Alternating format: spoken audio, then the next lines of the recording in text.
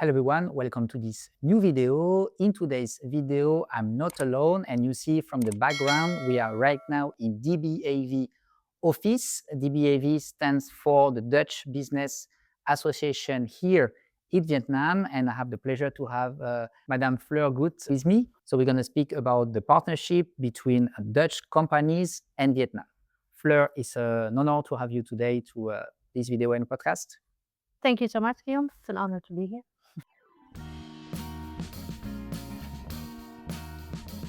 First question for you. So Vietnam and the Netherlands have a very long-lasting relationship from the history, go back of hundreds of years ago.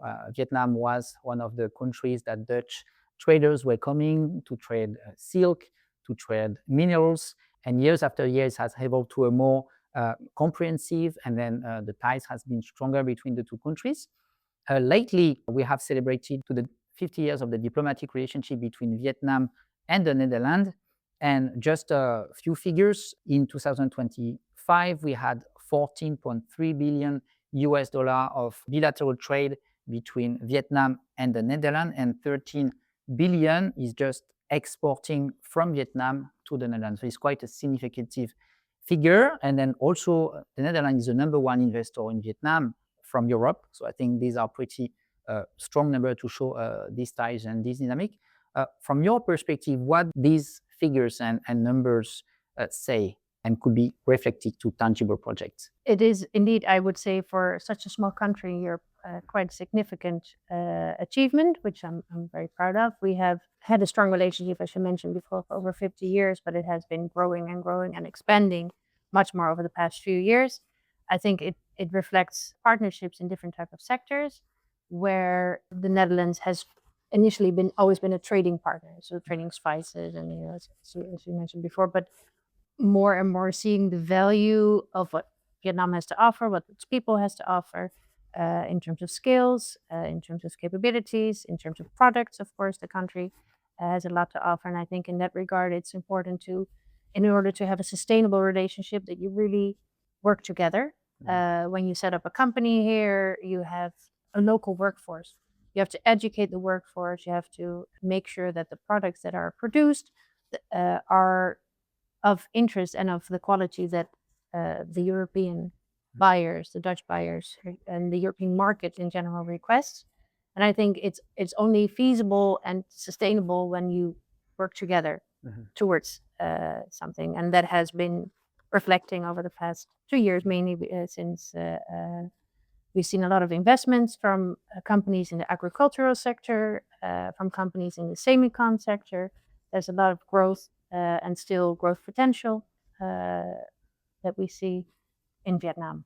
Thank you for sharing about that. So yeah, for the last 2 years, the Dutch companies have actually surpassed German companies here, right, in terms of FDI and investing in projects. And according to my note, there is 460 projects across the whole nation from Dutch companies. So it's quite a significant number. Yeah. It's not just a few companies that build a massive factory, but it's really spread across Vietnam. What are basically those main sectors? I guess a lot of semiconductor lately, but I know Dutch companies are also strong in many sectors and industries. Can you mention some of them? Yes, I think we're traditionally indeed very strong in agricultural sector, including aquaculture and the horticulture, of course, which is a big part, food packaging, agri-food.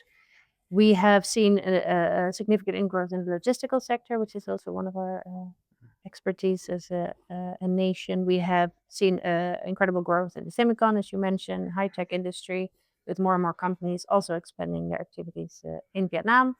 There's a lot of consultancy firms which are coming more and more and getting more ground when it comes to sustainability, ESG, regulations, support, because that is an important part of the partnership that we have between our countries to support Dutch companies that are active in Vietnam, international companies, but also the Vietnamese companies in creating more awareness regarding sustainability, ESG, circular economy, water management, to name a few. That's great. Fleur, coming back to this, I think there is a tremendous gap between maybe the awareness that people could have 20, 30 years ago about what Vietnam could produce. And I guess it was mostly agriculture related or commodities, trading coffee, trading cashew nuts, trading rice, tea, but more and more you see that growth into getting more finished goods in the higher value chain. And very lately, your association strengthened its ties with VASI. So they are the Vietnam Association for all the supporting industries. So we could mention machinery, spare parts, components, steel structure, with a strong ecosystem in Vietnam of steel manufacturers. So how do you see from this collaboration? Do you see also more needs from Dutch companies into buying or subcontracting here in Vietnam those type of products? Yes, I see. When we look at the biggest part in the exporting relationship between our two nations, that is the biggest part of what is being exported. Having said that, there's also a lot of companies that are active here, but currently supply maybe from other countries these type of materials that are actually possible to source more locally. And we see a lot of companies that are part of our community, our members, that are really interested in sourcing more locally because it's more efficient, it's more cost efficient, but it's also more sustainable. And we do see a high increase from our community already to get them in their supply chain. Yeah. Okay, so that's a great move also to bring more awareness, and then partnering with such an association to also bring either delegates or just awareness into what Vietnam can offer compared to the assumption that many Europeans can have. Something that also DBAV is quite active and then trying to bring more synergies is on the ground to bring experts, industry leaders into talking about sensitive topics, which are sometimes difficult to bring an awareness on. I recall, for example, the CSDDD that DBAV hosted a gathering group a few weeks ago that I was part of. It's a very great initiative connected run by the Dutch Association. How do you see also this gap sometimes between what Vietnam can provide or here, how the information is passed through the different stakeholders, and then association like yours that is trying also to bring this awareness and bridge that gap between the foreign expectation from matching all these new EU regulations, EUDR, CSDDD, and also the increase of value chain and the increase of capacities that are here right now available in Vietnam? Yeah, I would say so. One part is the government and their responsibility in this regard. I mean, the European Union has these strict regulations, and each their country in this area has their own responsibility and their own way of executing. But there, in my opinion, lies a big responsibility in creating more awareness in the country where the companies are acting. And when we look in Vietnam, we have our Consulate General, we have our embassy, of course, in Hanoi. The Consulate General, they have a specific RBC manager that is responsible for this part to help research how Dutch companies are already, how much they are doing in terms of preparedness, how they are working in their supply chain, what type of impact it might have. And we work together on this. So this is really a topic that is near to us because it affects Dutch companies, but also Vietnamese companies that are part of the supply chain or want to become part of the supply chain because there's a lot of potential. So there lies a responsibility in sharing knowledge and having conversations, open conversations, and to really know where we can be of support. And I think it's important because there's such a high potential to increase the trade relations. Otherwise, it would not be of value. So I think the gap lies, I don't know the exact numbers, but research has shown that in general, Vietnamese companies, I think it was a research done by VCCI, that a majority of the Vietnamese companies are not even aware of all the regulations. And then those that are aware are not really fully understanding the whole extent of the regulation. So there's a big chunk of work to do, but it's also one of the purposes, I would say, of a chamber to help and support with sharing, creating awareness and sharing knowledge. Yeah. We're going to come in a minute and then to discuss more about the R2E platform and program that you roll for the second time. But before that, to continue in that discussion of the gap here that are sometimes present just because there is, again, lack of information spread, or just because the manufacturers, they are very busy to manufacture, not to always be updated to the new regulations that could be often happening from Europe. Yeah. From the last and previous edition of the R2E program, what have been the biggest gaps, and how have you seen maybe a certain changement of behavior from manufacturers, getting more ready or building capacity or hiring the right person to try to already fill that gap? Have you seen a switch from local players? I would say, looking at our first phase of the program, it also depends, of course, on the type of SME taking part and the size and the product. Some had more challenges when it comes to maybe managerial, more business-related skills, which is also due partly to cultural differences. That doing business with a local company or a Japanese company or Korean is very different than a European company, Dutch company. So these are also part of gaps that need to be filled. Capacity in terms of maybe financing, traceability, certain type of documentation, English skills might also be a challenge. So it really differs per type of company, per type of product. And there's always a front end challenge and a back end challenge, I would say. And the front end is more general skills and the back end is more practical skills. And both need to be addressed, but can differ per organization. But the focus from the previous program was to really focus on both in as much as possible. Thank you, Fleur. So basically, this R2E program, this is the second time you are rolling this phase. The previous edition was a success. That's why now we have a new upcoming phase with new players here, targeting the SMEs to try to help them to grow, to build capacity, and to get them ready to export. Can you share more about the previous edition and maybe the success that it has brought from both Vietnamese side, but also the Netherlands side? Ready to Export, R2E program, is a fully funded program by the Netherlands Enterprise Agency, RBO in short, Dutch government sponsored. And so we do not expect participants to pay. It's fully funded for those that will take part in the program, but we do expect effort, of course, in return. And the program focuses on Vietnamese SMEs that want to increase their exporting activities to the Dutch and more general European market.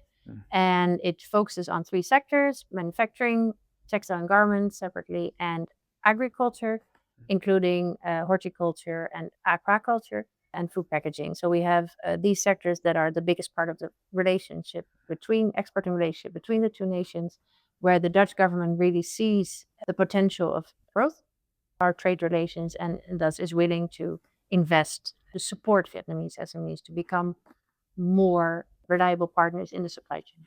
We have indeed conducted the program before from 2022 to 2024, 3-year program, which was divided into 3 different years. So each year was 1 year on its own, where we had different SMEs taking part in the program. They received training, they received mentorship from companies in our ecosystem. And at the end, they would work towards a business plan or an export plan and would be able to win a prize. So this took place 3 times. And I would say as each project, you have your learnings once you start, but towards the end, it becomes a very big project with a lot of people taking part. We had a lot of SMEs taking part in the program, a lot of different products that they were offering. There was a big focus on agriculture, agricultural projects, and garments, textile and garments. And the success mainly was that many of them have either increased their connections within the Dutch market or European market, and a significant number were also discussing contract negotiations. And I would say now, a few years later, there are a few Vietnamese SMEs that only started with maybe a small product that are now part of the supply chain and actually exporting to the Netherlands on a consistent basis and have created successful partnerships. So that is something that is, as an outcome, very good to have as a program. And also part of the reason why we wanted to continue is to grow the potential of having more and more Vietnamese companies to be part of the supply chain of Dutch companies that are active in Vietnam or directly exporting to the Dutch and European market, because there's much more potential. Okay, that's great. So now we are moving to the second edition, the second time you are rolling this program, 2026, 2027. Right now you are at the shortlisting phase, right? You are spreading the word around, so you are getting a lot of SMEs applying and submitting their application. This year is going to be agricultural products, garment products, but as well as machinery products, so all the supporting industries that we were sharing earlier. What is the next phase? Is there any adjustment that will be done this year compared to the previous time? And who do you want to basically bring awareness to? Yeah, I would say that this year we are more focused on quality rather than quantity. So we focus indeed on the 3 sectors. We want to have 90 SMEs to take part in the program, which is around 30 per sector. And they will receive training, they will receive business connections, events, they will receive mentorship, we will do field visits, company visits. But I think the biggest change compared to the last program was during the last program, the training provided was more general for all of the SMEs, regardless of their sector. And this phase, we will focus on really sector specific training because each of them has their own challenges regarding packaging or tools using or regulations. So in order to have a better outcome, I also think the input has to be stronger and more focused on each sector on its own. So we have sector-specific workshops and sessions, and we have a few general sessions where all of the participating SMEs will come together and share challenges that are more on a managerial level. But that is the biggest difference, and hopefully also results in an even stronger outcome. Thank you, Fleur, for sharing about that. So yeah, typically from the previous decision, the prizes and then the winners got more awareness from a Dutch perspective or signed a bigger contract, but I think there is also a monetary prize behind, right? Can you share a bit about maybe the key winners, maybe the sectors? Is there any patterns that they would have, that you have also find from, I don't know, capacity building or ability to really grow within the program? The majority of the participants were in the agricultural sector. So a producer of coffee has won a prize. We have a winner when it comes to nuts, using nuts in butter, in milk, and different type of products. We had a winner also in garments that made very sustainable cotton clothing. We had a participant winning, which is called Eric's Carbon. They make sustainable pallets. And they are also now in discussions, few contracts with Dutch suppliers, which has all been established during and by this program. Yeah. So of course it's good to win the prize because it's a monetary prize, but taking part in the program already gives access to a huge network. And it doesn't mean if you don't win that you don't get access to that, which is a lot of knowledge and expertise as well, which I think is in the end more sustainable than winning money only. If any Vietnamese manufacturer or brand listening this podcast, this video, is there any selection or criteria to be eligible to apply that you could share to invite more partners to join the program? Yeah, and I think it's important to mention that for this program now, we are really looking for good quality manufacturing SMEs. So that is really something that we are trying to attract. We encourage them to apply because we also see a need from our companies, our members, to, as I shared earlier, source more locally. And I would say if you already have the basics in place, you already are active for around 2 to 3 years, basic awareness on regulations, maybe already exporting or at least planning to. Are you ready to? I would say to at least look at the program details and see if it's something that you want, if you want to be challenged with scaling up your business and having access to a bigger market, then I would encourage them to apply. So it's great, Fleur, that this program for the first edition got a lot of interest from local manufacturers here.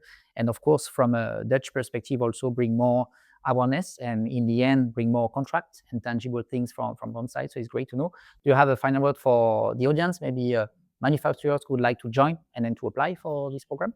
Yes, thank you so much, Guillaume. I would say, please have a look at the criteria. If you're really interested to scale up your business, to export and expand to a bigger market outside of the region, the European market maybe seems more challenging, but with support of this program, it is much more feasible. And we're really happy to have you attend in the program and to support you with your exporting business. Thank you, Fleur. It was great to have you today. I will leave actually all details below so you can check in the description you have more links and more information about this program, so you can check it out and see if it's tailored to your needs and your interest. Thanks again, Fleur. Thank you. And I see you in the next video. Thank you. Bye.